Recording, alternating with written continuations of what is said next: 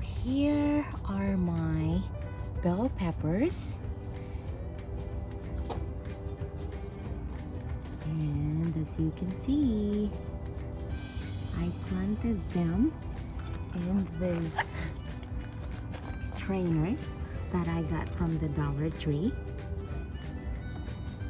So the reasons why I use strainers: first, they are cheap for $1. Second, I am too lazy. So while I was thinking of what to use for my bell peppers, and I was in a hurry to transfer them, I found these strainers, and because they're strainers, of course, they have holes already. So it's a good option for me. That way I don't have to drill holes. And I was thinking if the roots would come out, then it can just spread out down there. So there you go. I feel bad. This is probably not a good thing to do, but wow, I did it. And look at this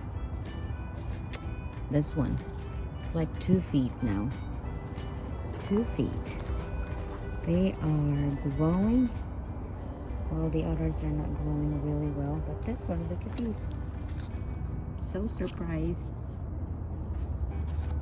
And yep, I think the roots are down there because I cannot move it anymore. But look. So that is it for my strainer planter. If you guys have any idea for better planters that are cheap and easy, go ahead and let me know and share it to me on the comment section down below.